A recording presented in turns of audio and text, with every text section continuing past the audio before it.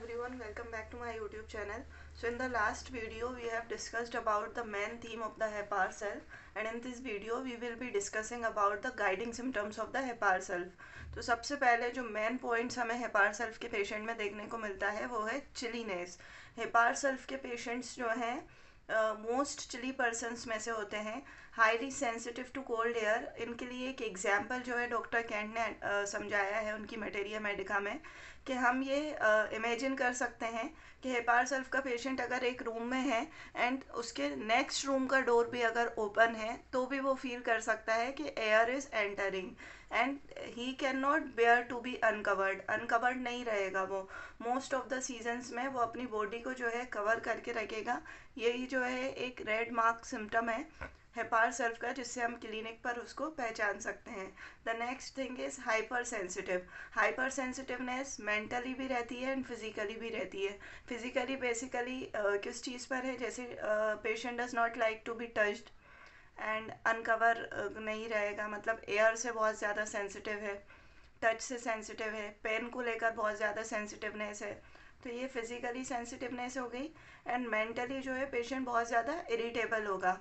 अब स्किन पे जो है इसका बहुत मार्क्ड एक्शन है। हमने देखा था लास्ट वीडियो में कि इसका mucous membrane of respiratory tract and skin पे सबसे अच्छा एक्शन देखने को मिलता है। तो स्किन जो है वेरी सेंसिटिव टू टच, ये हम ऑलरेडी डिस्कस कर चुके हैं।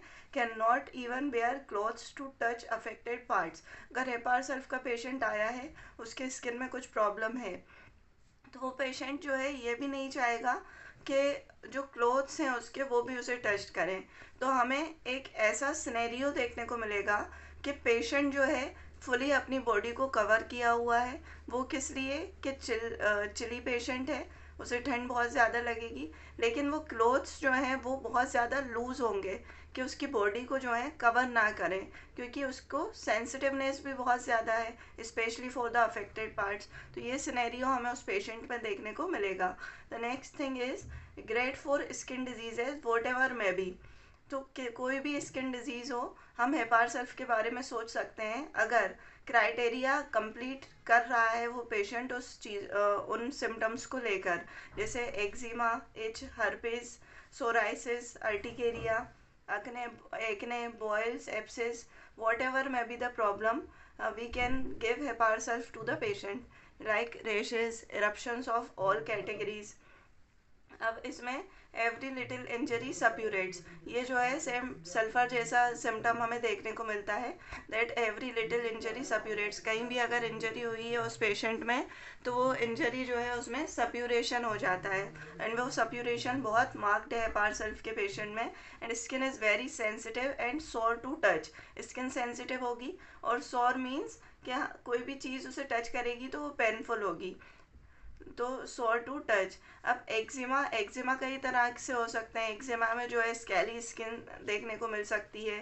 समटाइम्स जो है हमें अल्सर्स टाइप एक्ने देखने को मिल सकते हैं, पिंपल्स देखने को मिल सकते हैं। तो एक्जिमा की कंडीशन उसमें क्या होगी, पिंपल्स वन आफ्टर अनदर। एक पिंपल हुआ वो ठीक होगा, उसी प्लेस पर दूसरा पिंपल हो जाएगा। ये एक्जिमा की कंडीशन में हेपार सेल्फ में देखने को मिलेगा। अल्सर्स होंगे जो कि ईजिली ब्लीड होंगे। बर्निंग एंड स्टिंगिंग पेन होगा। बर्निंग यानी उसमें बर्न करेंगे, जलन होगी उस जगह पर। स्टिंगिंग चुभन वाला पेन जो होता है वो होगा उस पेशेंट में अल्सर्स में। तो ये जो है बहुत रेड स्ट्रेंड्स हैं इस रेमेडी के लिए।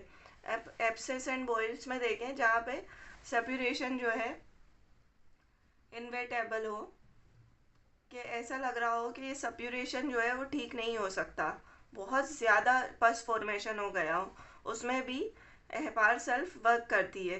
But to remember the thing that अगर हम हाई पोटेंसी में देते हैं तो वो क्या करेगी, उस एब्सेस को अबॉर्ट करेगी। वो जो पस फॉर्मेशन हो रहा है उसको वहीं पर सुखा देगी और क्योर कर देगी अगर हाई पोटेंसी में देते हैं। But if we are giving the Hepar self in low potency, then it hastens the suppuration and heals quickly। के लो पोटेंसी में वो सप्यूरेशन को हेस्टेंस करेगी और उस पस को ड्रेन आउट करवाएगी एंड हीलिंग में हेल्प करेगी।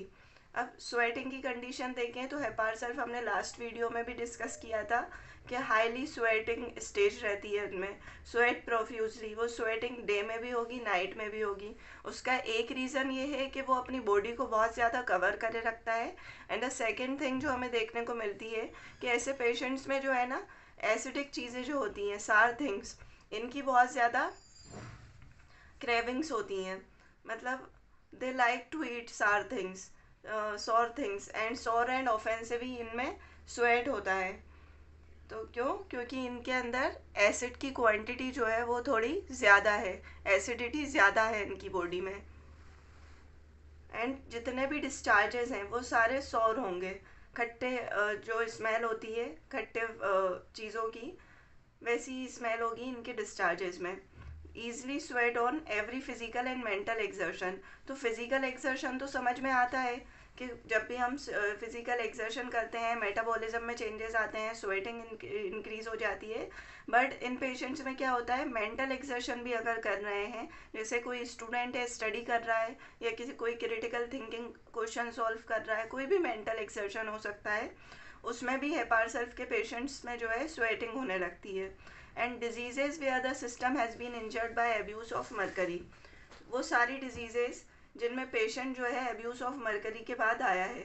अब वो अब्यूज़ ऑफ मरकरी कैसे हो सकता है कि जो मरकरी के जो वेपर्स रहते हैं वो इन्वायरमेंट में प्रेजेंट हो सकते हैं, स्पेशली कहाँ, जहाँ पे कि कॉपर माइंस हैं, गोल्ड माइंस हैं, या कहीं पे इलेक्ट्रिकल जो इक्विपमेंट्स रहते हैं, उनका फॉर्मेशन हो रहा है, तो उन एरियाज़ में क्या रहता है, एनवायरनमेंट में मरकरी बहुत ज़्यादा रहता है, वहाँ के वाटर में भी मरकरी मिक्स हो जाता है। तो अगर हमें पेशेंट जो है ऐसे एरिया से आया है जहाँ पे आसपास गोल्ड माइन इंडस्ट्रीज़ हैं, या गोल्ड माइन है, या इंडस्ट्रीज़ है, इंडस्ट्रियल एरिया से आया है, तो हम हेपार सल्फ के बारे में सोच सकते हैं। सो दैट्स वाई जब भी हम केस टेकिंग करते हैं तो पेशेंट की जो है हिस्ट्री के साथ साथ उस हिस्ट्री भी लेते हैं, और साथ साथ हम उस पेशेंट का एड्रेस भी लेते हैं, और ये जो है होम्योपैथिकली बहुत इम्पोर्टेंस रखता है।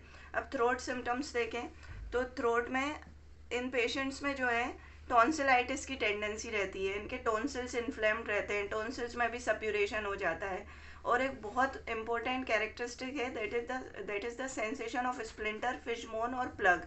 उन्हें ऐसा लगता है कि जो मछली का कांटा जो है उनके गले में फंसा हुआ है, हालांकि ऐसा कुछ होता नहीं है। वो इसलिए है कि उनके टॉन्सिल्स जो हैं वो इन्फ्लेम्ड हैं, उन्हें जो है स्वेलो करने में प्रॉब्लम होती है, and they are very much sensitive to touch. उनका जो नेक रीजन है, टॉन्सिल्स वाला रीजन है, वो भी बहुत ज़्यादा सेंसिटिव टू टच रहता है। एंड अगर कफ है तो इनमें ड्राई क्रूपी कफ होगा विथ कोकिंग एंड गैगिंग। अब क्रूपी कफ कब होगा, जब ये जो है कोल्ड एयर के एक्सपोजर में आएंगे तो इन्हें क्रूपी कफ हो जाएगा। अब अगर क्रूपी कफ के लिए सबसे पहले जो हमारे दिमाग में आती है वो रेमेडी है एकोनाइट। हमने एकोनाइट दे दी किसी को जिसको कि कोल्ड के एक्सपोजर में जाने से क्रूपी कफ हुआ था। एकोनाइट से जितने सिम्टम्स ठीक होने थे हो गए, बाकी के सिम्टम्स जो बचे हैं उसमें अगर हम हेपार सल्फ देते हैं तो हेपार सल्फ एक as a complementary medicine work करेगी, और उसके बाकी सारे जो भी सिम्टम्स थे वो सबसाइड कर देगी।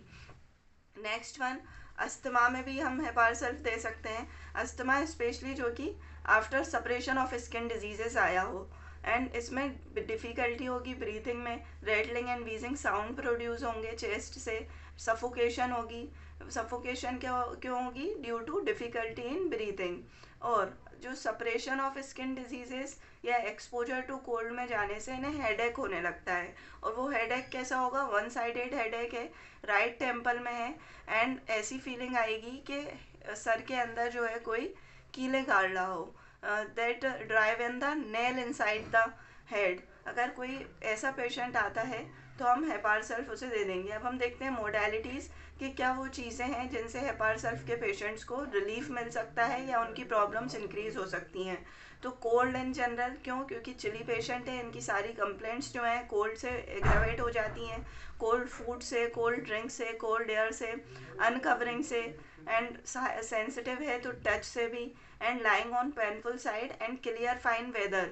जब क्लियर फाइन वेदर होगा उसमें इन्हें प्रॉब्लम्स होंगी। और जब डैम्प वेट वेदर होगा, जो कि कब होता है, गर्मियों के सीज़न में वेट वेदर रहता है,